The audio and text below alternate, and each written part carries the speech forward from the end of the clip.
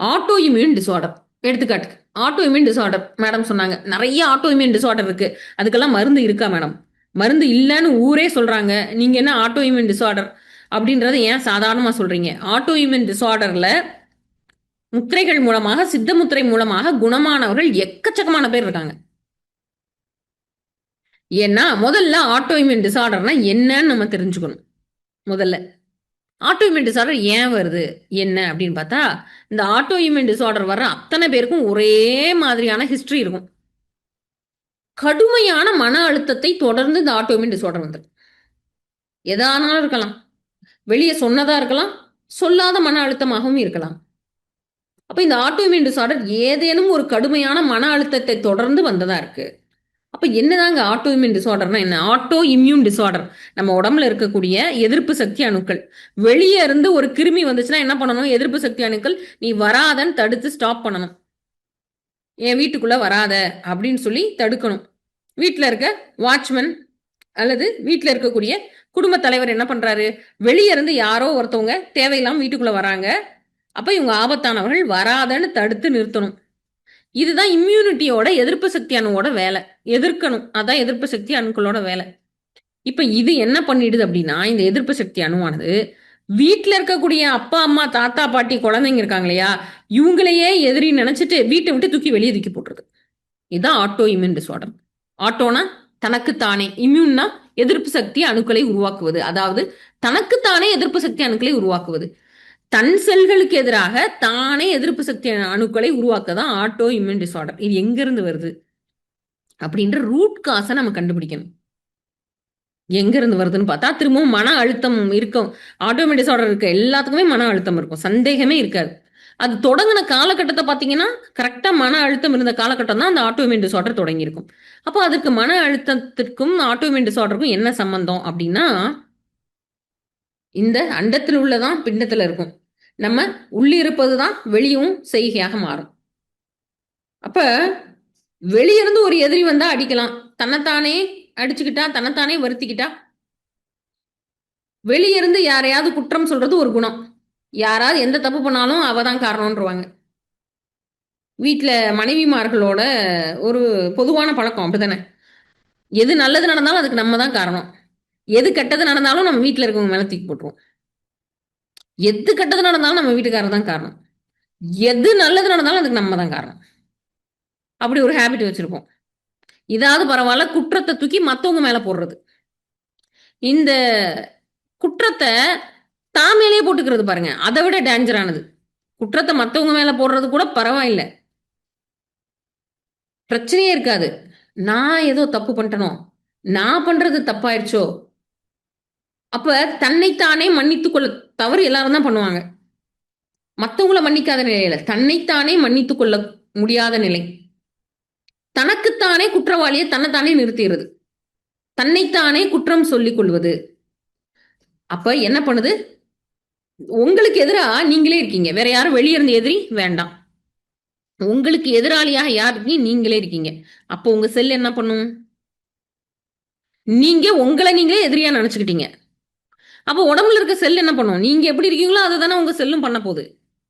அப்ப உடம்புல இருக்க தன்னுடைய அணுக்களே தனக்கு எதிரியாத நினைச்சுக்குது. எதிரி வெளியிருந்து வர வேண்டாம், தன்னோட அணுக்களே தானே எதிரியாக நினைத்து அப்ப என்ன பண்ணுது? ரியாக்ட் பண்ண ஆரம்பிக்குது. அப்போ உங்களை நீங்களே எதிரியா நினைச்சிட்டு உங்களை நீங்க வருத்திக்கிறீங்க இல்லையா, அந்த குணாதிசயத்துல இருந்து தான் அந்த ஆட்டோமின் டிசார்டர் வருது. அப்ப என்னதாங்க பண்றது? என்னை நானே எதிரியாக நினைத்துக் கொள்ளக்கூடாது. எனக்குள் நானே புதைச்சு வச்சிருக்கக்கூடிய ட்ராமான்னு சொல்லுவாங்க இல்லையா, நம்ம நிறையா இந்த வருடம் 2027 இன்னும் நிறைய நாள் இருக்குல்ல, 2026 இந்த பாதியிலிருந்து நிறைய மனம் சார்ந்த விஷயங்களை நம்ம பார்க்க போறோம். முத்திரைகளுக்கும் மனம் சார்ந்த விஷயத்துக்கும் என்ன தொடர்பு இருக்கு, ஏன் முத்திரைகள் இவ்வளோ சீக்கிரமா வேலை பார்க்குது? இப்போ ஒரு பெரிய லிஸ்ட் சொன்னீங்க, இந்த லிஸ்ட்ல எல்லாமே முத்திரைகள் அற்புதமா வேலை பார்க்கும். ஏன் வேலை பார்க்குது? பேர் தெரியாத ஆட்டோமின் டிசார்டர் எல்லாம் ஏன் முத்திரையில சாதாரணமா சரியாகுது? என்னென்னமோ சிண்ட்ரோம், ஜெனட்டிக் டிசார்டர் இதெல்லாம் முத்திரையில ஏன் சாதாரணமா சரியாகுதுன்னா, முத்திரைகள் மூலமாக நாம் சந்திப்பது எதை அப்படின்னா காரணத்தை சந்திக்கிறோம். அந்த மூல காரணத்தை அந்த வேரை போய் பிடிச்சு அந்த வேருக்கு தான் நம்ம மருந்து கொடுக்குறோம். செடி இலைக்கெல்லாம் நம்ம மருந்து போடுறதில்ல. நேரடியா வேருக்கு மருந்து போடுறோம். இப்ப ஆட்டோ இம்யூன் டிஸார்டர் பார்த்தோம்.